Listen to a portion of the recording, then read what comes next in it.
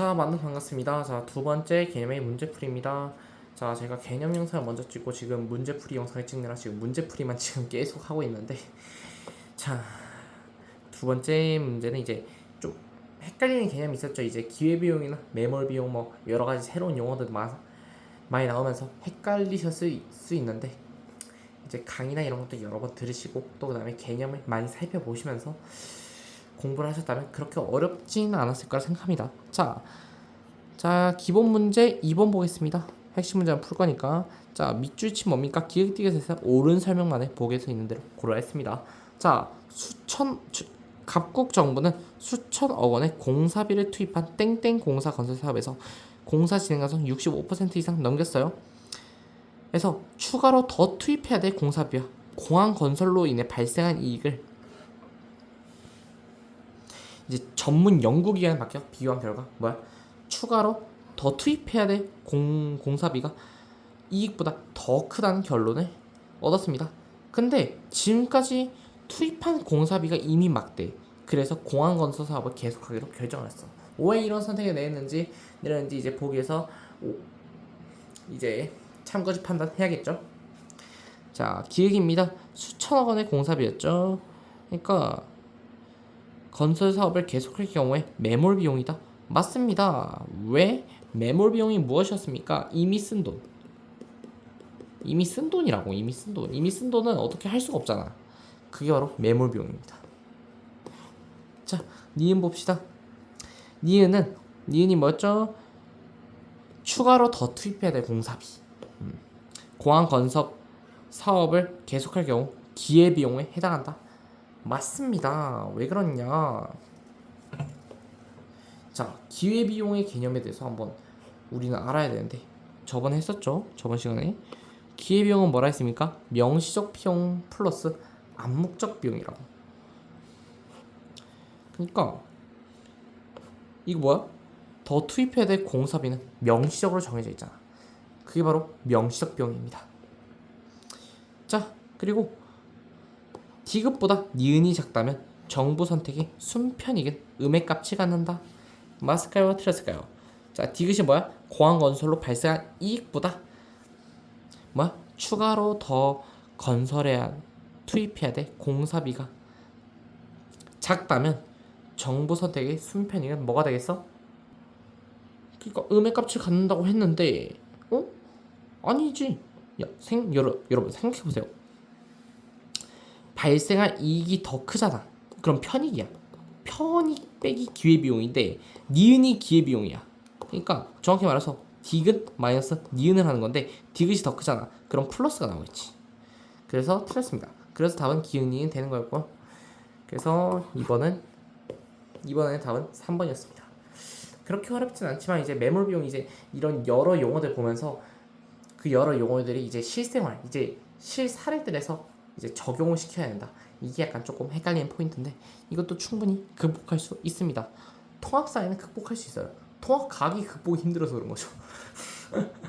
자, 하여튼 이제 1등급 도전 문제를 한번 보도록 하겠습니다. 이것도 제가 한 문제 틀렸는데 참 슬픕니다. 자, 이것도 바로 기회비용 이제 매몰비용 이런 파트인데 한번 볼까요? 다음 자료에 대한 옳은 설명만입니다. 자, 갑국은 뭡니까? 사용 가능한 예산 범위 내에서 정책을 추진하려고 합니다. 자, 사용 가능한 정책 A, B가 있어. 그래서 뭐 편익, 소요 예산하고 편익 조사한 거야. 이제 보기에서 옳은 거 고르면 돼. A 정책 선택한다. 그럼 기회비용 500억이다. 자, A 비용이 뭐야? 자, 기회비용이 뭡니까? 명시적 비용. 명시적 비용 플러스 암묵적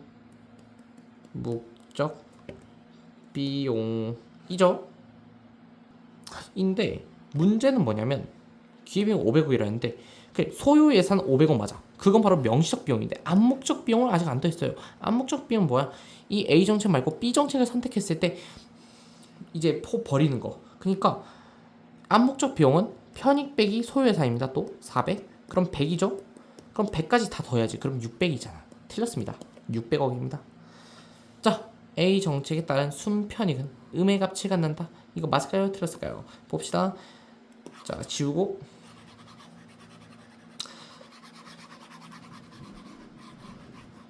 자, 순편익이 뭐였어?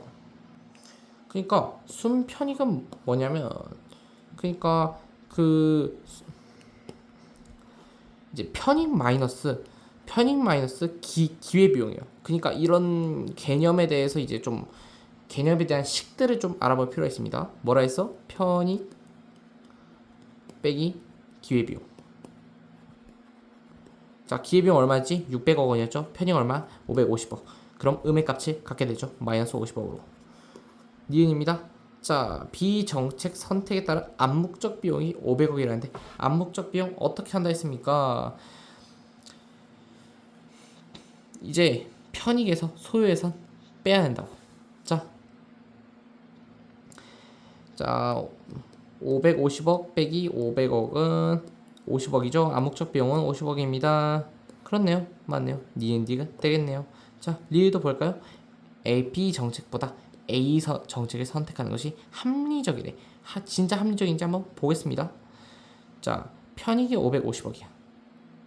소요예산 500억이야. 빼면 50 남지. 편익이 500억이야. 소요예산 400억이야. 빼면 100억 남지. B 정책이 더 난데요. 맞습니다. B 정책이 더 나요. 그래서 바로 답은 니은 디귿이 되겠습니다. 자, 이렇게 1등급 도전 문제까지 한번 풀어봤습니다. 자, 그럼 다음 시간에 뭐야? 자산관리와 금융생활 설명할 건데 이건 여러분들이 이제 나중에 미래에 도움이 됩니다. 설명을 해봤는데 안다면 아는 이제 또 이제 고등학생들 이제 요즘 주식 같은 거 많이 하잖아요. 투자나 재테크. 그러니까 그런 거 하시는 분들은 굉장히 쉽게 이해하고 푸실 수 있을 것 같은데 이걸 처음 접하는 사람들 약간 조금 이런 거에 약간 조금 생소한 사람들은 조금 개념 파악하고 하는데 어려움을 겪을 수는 있지만 웬만한 분들은 거의 다 알지 않을까, 어렵지 않게 하실 수 있는 파트지 않을까 싶습니다.